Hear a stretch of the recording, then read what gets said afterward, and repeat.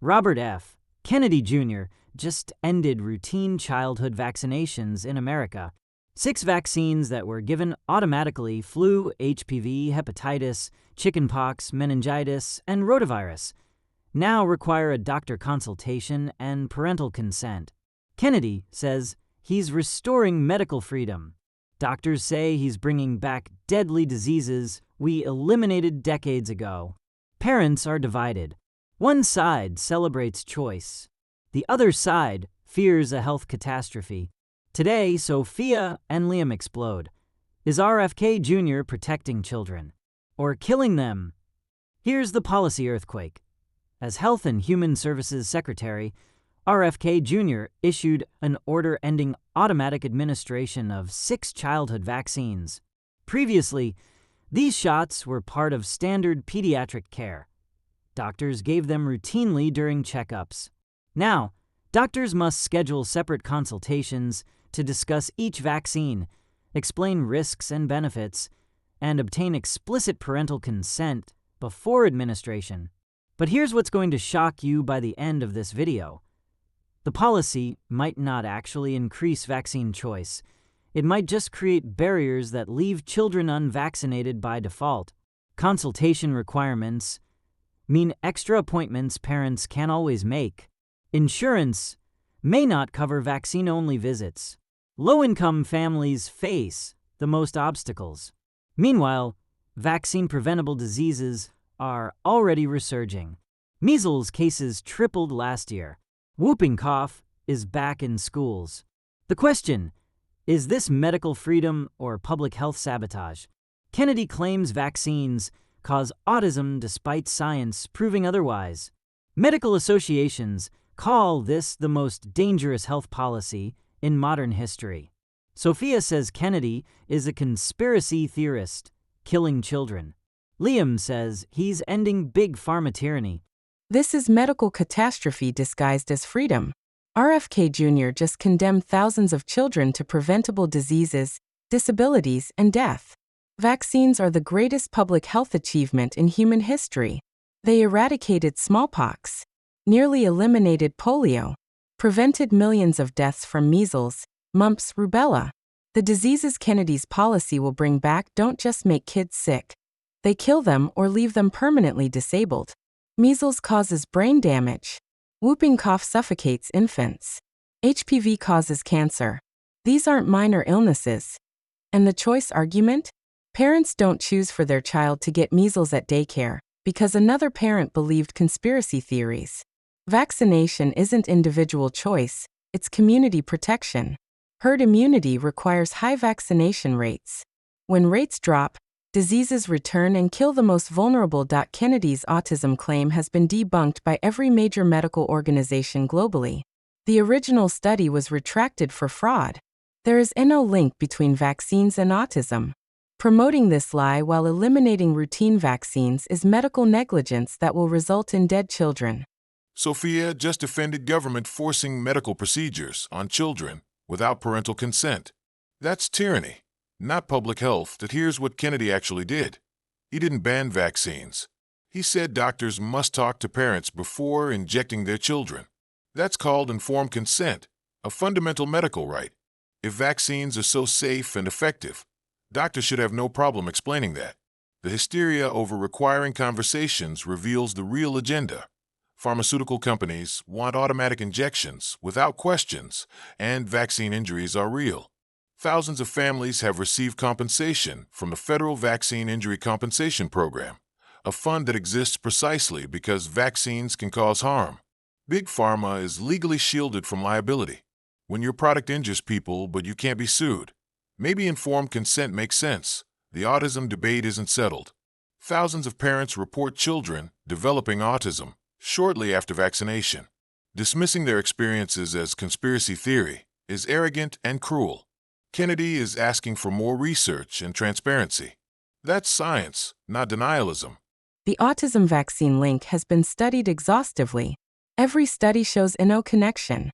You're promoting dangerous misinformation. Studies funded by pharmaceutical companies that profit from vaccines. We need independent research. That's what Kennedy is demanding. Independent research exists. Global studies. The science is overwhelming. This isn't debate, it's science denial killing children. Then why are you terrified of parents asking questions? If vaccines are perfect, transparency should be welcomed, not feared. So we've got routine vaccinations ended, disease outbreaks increasing, and families caught between medical advice and political messaging. But here's what neither side is addressing, and this is critical. The policy creates a two-tier system where wealthy, educated families maintain vaccination while poor families fall through gaps. Access, not choice, may determine children's health. Before we explore that disparity, I need to know where you stand. SOPHIA, blue symbol. RFK Jr. is bringing back deadly diseases. This is catastrophic. Liam, red symbol. Parents deserve informed consent. This is medical freedom. Your vote matters because this policy affects every child in America. Now, let's examine what happens when vaccination becomes optional. Let me explain with data what happens when vaccination rates drop and why Kennedy's policy is catastrophic. Measles requires 95% vaccination rate for herd immunity. Before vaccines, measles killed 400 to 500 Americans annually, mostly children. In 2000, measles was declared eliminated in the U.S. Last year, cases tripled as vaccination rates dropped. Kennedy's policy accelerates that collapse. When vaccination becomes opt-in rather than default, rates plummet. We've seen this in states allowing easy exemptions. And Kennedy's consultation requirement isn't neutral. It creates barriers, extra appointments, time off work, additional copays. Studies show each additional barrier reduces vaccination rates 15 to 20%. Poor families, rural families, working families face the highest barriers. The result isn't choice. It's unvaccinated children by default. The Vaccine Injury Compensation Program Liam mentioned? It's paid out $4.7 billion over 35 years. Sounds like a lot until you realize that's against 4.5 billion vaccine doses given. An injury rate of 0.0001%. Vaccines are safer than aspirin. The program exists because even 1 in a million risks deserve compensation, not because vaccines are dangerous. Kennedy isn't promoting research. He's promoting fear that contradicts existing research. SOPHIA wants government mandating medical procedures while dismissing legitimate concerns. Let me explain why parental rights matter. Medical decisions belong to families and doctors, not government bureaucrats. Kennedy's policy returns decision-making to where it belongs, exam rooms, not federal mandates. If a parent wants every vaccine immediately, great. If they want to spread them out, delay some, or skip certain ones, that's their right as a parent. And the access argument is patronizing. Poor families aren't too stupid to understand vaccines. They're capable of making informed decisions when given information. SOPHIA's position is that government must force vaccination because parents can't be trusted. That's medical authoritarianism. The pharmaceutical industry makes $60 billion annually from vaccines. They've captured regulatory agencies. The CDC official approving vaccines often gets hired by vaccine manufacturers. That's corruption. Kennedy is disrupting that cozy relationship by requiring actual consent rather than automatic administration. And on disease outbreaks, measles cases increased primarily among unvaccinated immigrants from countries without vaccination programs. That's immigration policy, not vaccine policy. Kennedy's changes don't affect those populations. You just blamed immigrants for disease. That's xenophobic and wrong. Outbreaks occur in communities with low vaccination rates regardless of immigration. I cited CDC data. Most recent measles cases were imported. That's fact, not xenophobia. And those cases spread in undervaccinated communities, proving vaccination is choice. And there's the impossible tension. Individual medical freedom versus collective public health. Can both coexist? Should one take priority? But here's that uncomfortable truth we promised.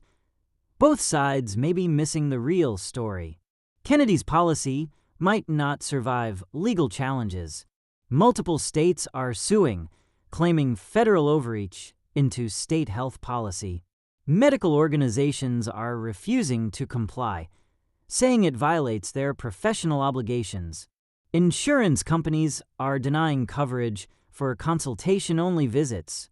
The policy may collapse under its own implementation problems before disease outbreaks prove or disprove either side's predictions. The real question isn't whether vaccines work. The science is overwhelming that they do. The question is who decides. Do parents have absolute authority over children's medical care, even if those decisions endanger the child and others? Or does society have the right to require interventions that protect public health? That's not a medical question. It's philosophical, legal, and political.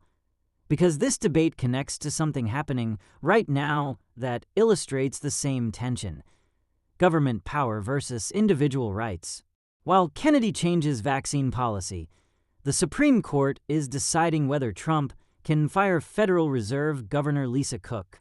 It's about presidential authority versus independent institutions. Who controls decisions affecting millions? Same pattern. Kennedy wants to decentralize vaccine decisions to individual families. Trump wants to centralize Fed decisions under presidential control. Both claim they're restoring proper authority. Critics say both are destroying protective institutions. Whether those institutions protect us or control us depends on who you ask. That Federal Reserve battle has every living Fed chair and Treasury Secretary united against Trump. Constitutional crisis over economic independence. Sophia and Liam are about to detonate over whether presidents should control monetary policy. It's your savings, your job, your financial future at stake. That video drops next. This is the economic power question that affects you directly. Watch it now.